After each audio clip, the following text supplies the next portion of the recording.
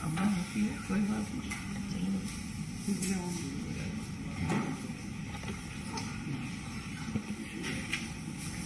मित्रों नमस्कार। अपने बीच भारतीय जनता पार्टी के माननीय राष्ट्रीय प्रवक्ता डॉक्टर संबित पात्रा जी आपको संबोधित करेंगे। बगल में दिल्ली प्रदेश भारतीय जनता पार्टी के प्रवक्ता माननीय हरीश खुराना जी हैं। मेरा विनम्र निवेदन है माननीय संबित जी से कि आपको संबोधित करें। धन्यवाद संजय जी, धन्यवाद हरीश खुराना जी, और आप सब यहाँ उपस्थित हैं उसके लिए आपका अभिनंदन और शुभकामनाएं। The drama begins yet again, the drama continues. ये कहना अतिशयोक्ति नहीं होगा। जिस प्रकार से अरविंद केजरीवाल और आम आदमी पार्टी की नौटंकी चल रही है वो पूरा हिंदुस्तान देख रहा है। आज फिर से एक बार विधानसभा के पटल का दुरुपयोग करके जिस प्रकार से अरविंद केजरीवाल जी ने वहां कुलचित राजनीति की, अपना प्रचार किया, अपना प्रसार किया, अनर्गल प्रवचन किया और झूठ झूठ और झूठ हम सबके सामने परोसा, वो हम सबने आज देखा है। बंधुगण, दुख इस बात का लगता है कि लोकतंत्र के सबसे पवित्र स्थान विधानसभा के परिषद में इस प्रकार के झूठ के पुलिंदे रखे जा रहे हैं। आज अरविंद केजरीवाल जी कह रहे थे कि सीबीआई वाले तो बड़े अच्छे लोग हैं। सीबीआई वालों ने इनके कान में कहा है कि निकला तो कुछ भी नहीं है, फिर भी 3-4 दिन के बाद मनीष सिसोदिया जी को अरेस्ट करना पड़ेगा, गिरफ्तार करना पड़ेगा। ये सब सीबीआई वालों ने अरविंद केजरीवाल और आम आदमी पार्टी के नेताओं को कहा। इस प्रकार से अरविंद केजरीवाल जी ने आज देश को बरगलाया है। अगर सही मायने में कहा जाए तो ये अरविंद केजरीवाल जी की आम आदमी पार्टी का जो ड्रामा चल रहा है, this is nothing but operation theatrics, operation drama. और याद करिए, हर बड़े भ्रष्टाचारी नेता के गिरफ्तारी से पहले इसी प्रकार का ऑपरेशन ड्रामा चलता है।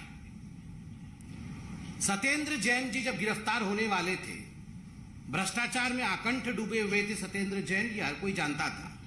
जब उनकी जांच चल रही थी तो ठीक इसी प्रकार की प्रक्रिया आम आदमी पार्टी कर रही थी, ठीक इसी प्रकार का भाषण अरविंद केजरीवाल दे रहे थे।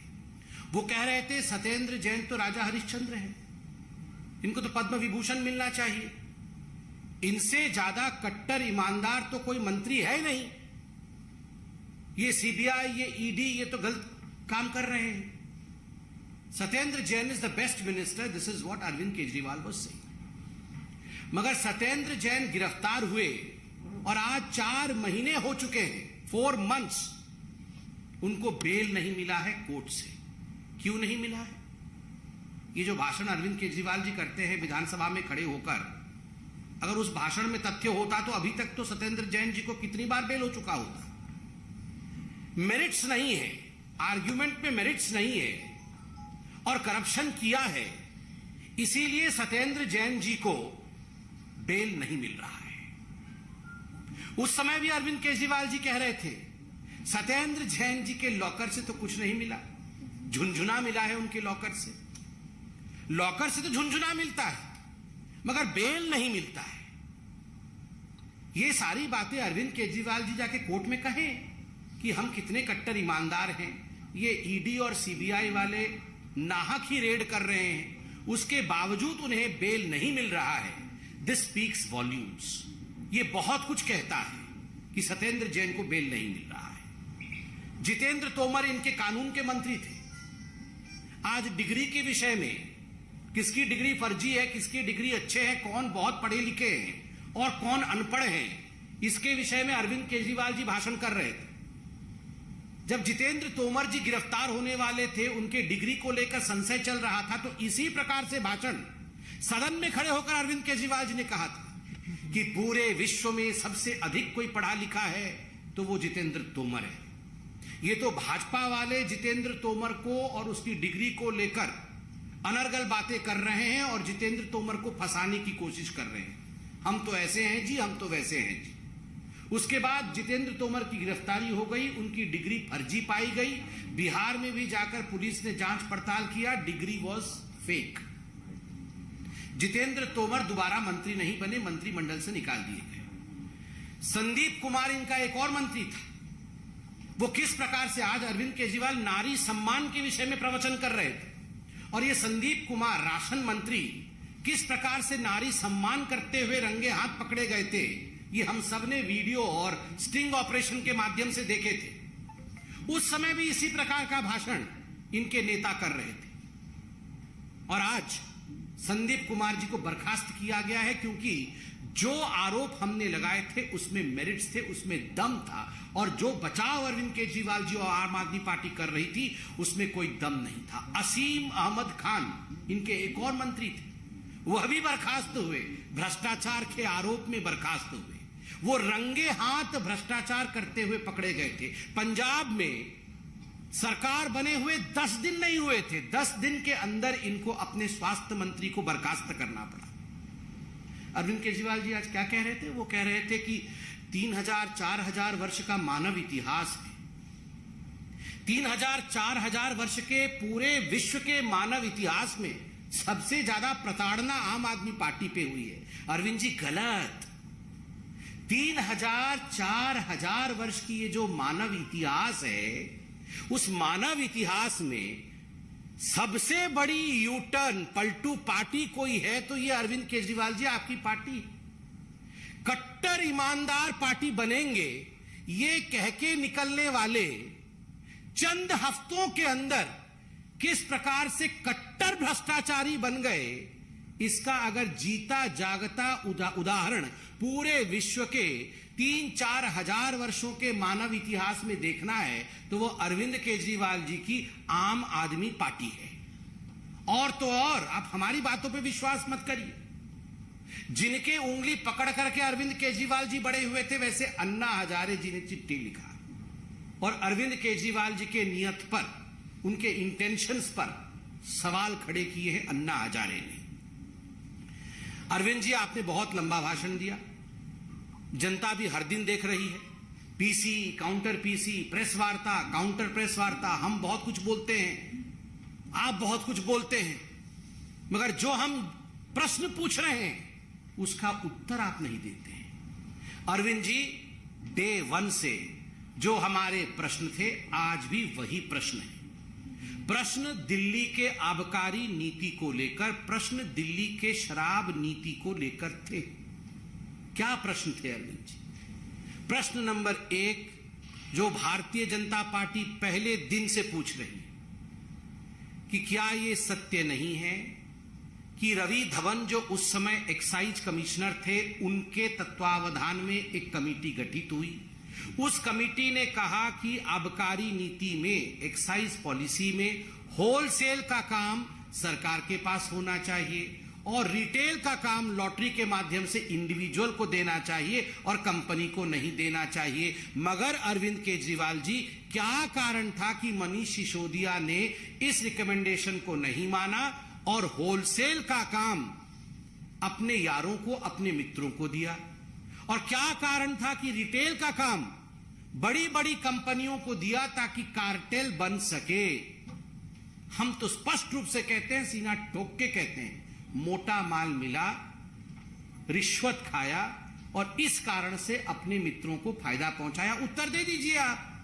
दूसरा बड़ा स्पष्ट प्रश्न है, क्या यह एक्साइज पॉलिसी में कानून नहीं है कि जो मैन्युफैक्चरर होगा, जो उत्पादक होगा, उसको रिटेल के बिजनेस में जाना ही नहीं है, उसको रिटेल का ठेका आप नहीं दे सकते हैं, मगर इसके बावजूद आपने ठेकेदारों को चुना गलत तरीके से और जो मैन्युफैक्चरर्स थे उनसे मोटा कमीशन खा के आपने उनको रिटेलर भी बनाया, अर्थात उनको रिटेल का काम भी दिया।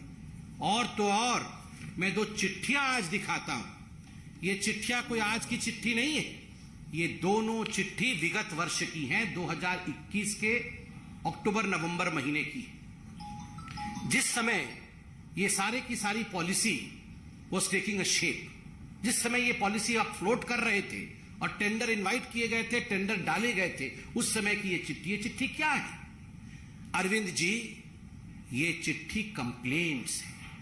किसके कंप्लेंट है? लोगों ने कंप्लेंट किया, एक्साइज विभाग को कंप्लेंट किया कि फलानी फलानी कंपनी ब्लैक लिस्टेड है, इनको ठेका नहीं मिलना चाहिए। नाम लिखा गया है। यह चिट्ठी 25/10/2021 की है और इसमें स्पष्ट रूप से Indo spirit beverage private limited का नाम है और उनका जो रिटेल बॉडी है MS खाओ गली रेस्टोरेंट प्राइवेट लिमिटेड का नाम है। चिट्ठी बड़ी है, आपके लिए मैं पब्लिक डोमेन में इसे डाल दूंगा, आप अध्ययन कर लीजिएगा अरविंद जी। मगर मोटा मोटी इस चिट्ठी में एक्साइज विभाग ने उत्तर मांगा है कि ये बेनियम काम आपकी सरकार क्यों कर रही है, इस बेनियम काम को बंद करना चाहिए। आप इन ब्लैकलिस्टेड कंपनी को ठेका कैसे दे रहे हैं? इसमें भी एक एनरिच कंपनी नामक कंपनी, उसमें भी बड़े स्पष्ट रूप से लिखा गया है कि किस प्रकार से आप बेनियम भाव से, बेनियम रूप से नियमों को ताक में रख के आप उन कंपनियों को ठेका दे रहे हैं जिन कंपनियों को देना नहीं चाहिए। मगर इसके बावजूद केजरीवाल जी, मनीष सिसोदिया जी, हम जानना चाहते हैं आपने नियमों का उल्लंघन क्यों किया, कैसे किया? तीसरा प्रश्न मैं पूछना चाहता हूं, और आज तो दूध का दूध और पानी का पानी होके ही रहेगा। अरविंद जी, हम इधर उधर की बातें नहीं करते हैं। क्या कारण था जो मनीष सिसोदिया ने, जो पहले रिटेलर्स को 2% का कमीशन मिलता था बोतल बेचने पर, 2% का, जो होलसेलर्स को, जो हमारे होलसेलर्स थे उनको पहले 2% उसका जो कमीशन मिलता था, उस कमीशन को बढ़ा करके आपने 12% किया, 12% किया। क्या कारण था उसके पीछे? ये हिसाब तो अब पुराना हो चुका है, मगर फिर भी अब बच्चा बच्चा इस हिसाब को जानता है। मगर फिर भी अरविंद केजरीवाल जी, आप विधानमंडल में इतनी भाषण करते हैं, मैं ये हिसाब जानना चाहता हूं। एक 750 ml की जो बोतल होती है, उसके होलसेल रेट में जो पुरानी नीति है, उस पुरानी नीति में एक बोतल 166 रुपीस का आता था, और जो नई नीति आई उसके अंतर्गत वो 188 रुपए का बिकने लगा। मतलब नई नीति में बोतल का रेट होलसेल में बढ़ गया। सरकार की कमाई, पुरानी नीति में वैट और एक्साइज मिलाकर के सरकार की कमाई पहले 330 रुपए की होती थी, एक बोतल पे 330 रुपए सरकार कमाती थी। और मनीष सिसोदिया जी, जो नई नीति आप लेकर आए उसके अंतर्गत एक 750 ml की बोतल पे सरकार की कमाई मात्र 8 रुपए होती है। पहले 330 रुपए सरकार कमाती थी और अब सरकार मात्र 8 रुपए कमाती। और आइए रिटेलर का फायदा, पहले रिटेलर को एक शराब की बोतल पर 33 रुपए की कमाई होती थी, और अब जो नीति आप लेकर आए थे उसके अंतर्गत रिटेलर को 363 रुपए का फायदा होता था। तो सरकार के जेब से पैसा निकाल करके आपने अपने शराब के ठेकेदार मित्रों के जेब में डाला। क्यों डाला? बदले में कितना कमीशन मिला, यही तो हम सवाल पूछ रहे हैं। बदले में कितना कमीशन मिला, इसका जवाब कौन देगा? उसके बदले में आप विश्व के इतिहास के बारे में बोलने लगते हैं, उसके बदले में आप ये बोलने लगते हैं मानव इतिहास 4000 साल पुराना है। अरविंद जी, जो सवाल है उसका जवाब दीजिए। क्या यह हकीकत नहीं है? संजय सिंह जी तो कल एक डिबेट में मान भी गए कि हां, हमने अपने मित्रों का, जो शराब ठेकेदार है, उनका 144 करोड़ रुपया हमने माफ किया है। आज मैं आपसे पूछना चाहता हूं, आपने शराब ठेकेदारों का 144 करोड़ रुपया कैसे माफ कर दिया? उस समय कोरोना के चपेट में आए गरीब लोग जब माइग्रेट कर रहे थे, उनके टिकट के लिए आपके पास पैसे नहीं थे, उनके राशन के लिए आपके पास पैसे नहीं थे, आप उन्हें राशन मुहैया नहीं करा रहे थे। वो तो केंद्र सरकार का भला हो जो उन्होंने राशन दिया, मगर आप शराब ठेकेदारों का 144 करोड़ रुपया माफ कर रहे थे। और बंधुओं, सबसे पहली बार 4000 साल मानव का इतिहास है, आज अरविंद जी ने बताया 4000 साल मानव का इतिहास है। 4000 साल मानव के इतिहास में पहली बार ऐसा हुआ है, बोतल तो ज्यादा बिके हैं, पैसा कम आया है।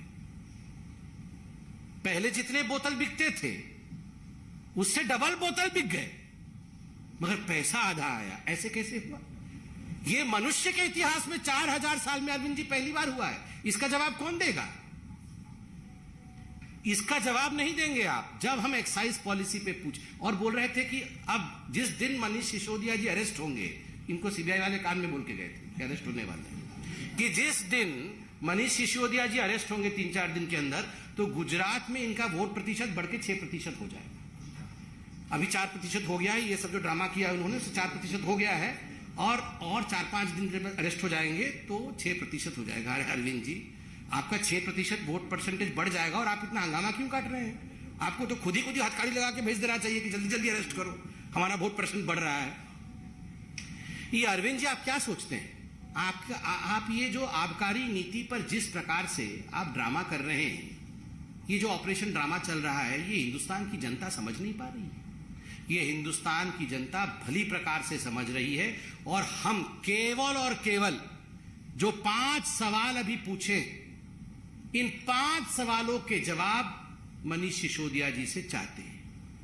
मनीष जी, आप इनका जवाब दे दीजिए। जो 5 सवाल पूछे हैं कि आपने कमीशन के रिकमेंडेशन को ताक पे क्यों रखा, बोतल तो ज्यादा बिक्री हुई, पैसा क्यों कम आया, आपने ब्लैकलिस्टेड कंपनीज को क्यों ठेके दिए, आपने 2% से 12% कमीशन होलसेलर्स का क्यों बढ़ाया, और आपने अपने यारों का 144 करोड़ रुपया क्यों माफ किया। इन 5 प्रश्नों का जवाब दे दीजिए। और अरविंद केजरीवाल जी, आपके लिए तो एक ही प्रश्न हमने पूछा था, ये सब आप जानते थे, और इसीलिए आपने फाइल पे साइन नहीं किए थे। बिना फाइल साइन किए आपने एलजी को भेजा था, ताकि गाज आपके ऊपर ना गिरे, गाज मनीष सिसोदिया के ऊपर ही गिरे और आप अपना वोट प्रतिशत बढ़ाते रहे। इसलिए मनीष जी को आपने आगे कर दिया, और आपने हस्ताक्षर नहीं किए, क्योंकि आप तो आईआईटी से है ना। आपने बोला आज आपको तो पता है कि कौन फंसने वाला है और कौन बचने वाला है। तो ये 6 सवाल हमने पूछे थे, 6 सवालों का आप जवाब दे दीजिए, बाकी इधर उधर की बात आप मत करिए। बहुत बहुत धन्यवाद। कोई प्रश्न हो तो अवश्य पूछिए।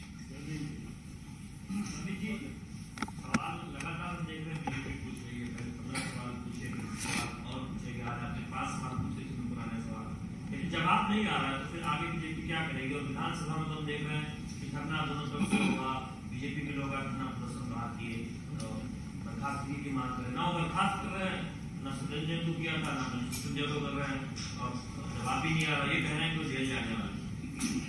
नहीं, देखिए, जहां तक जवाब देने का विषय है, जवाब है नहीं तो देंगे नहीं, क्योंकि भले रूप से अरविंद केजरीवाल जी ये जानते हैं, he knows it very well, कि जो हम सटीक प्रश्न पूछ रहे हैं, जो पॉइंटेड और स्पेसिफिक प्रश्न पूछ रहे हैं, उनका जवाब वो दे नहीं पाएंगे।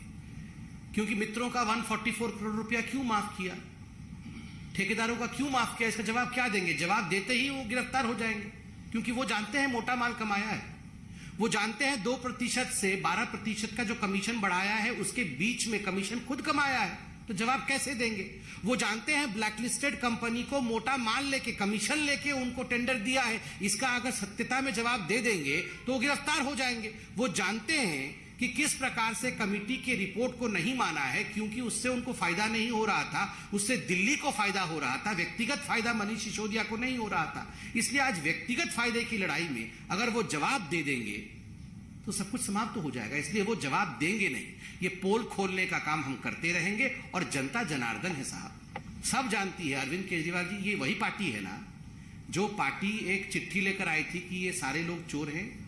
ये लालू प्रसाद यादव नंबर 1 पे थे, नंबर 2 पे शीला दीक्षित, नंबर 3 पे शरद पवार, ये सब चोरों की लिस्ट, ऐसे 13 लोगों की लिस्ट जारी की थी। और आज ये लालू प्रसाद यादव को कैसे बचाया जाए और खुद कैसे बच रहे हैं, आज हम देख रहे हैं। इसके बाद 2-3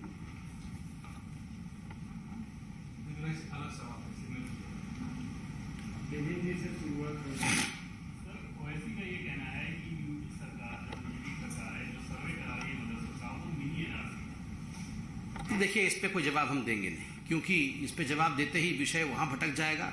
और अरविंद केजरीवाल जी तो बिल्कुल इंतजार कर रहे हैं विषय भटके, और जो एक्साइज पॉलिसी में उन्होंने जबरन और जबरदस्त घोटाला किया है, उससे वो निजात पाए।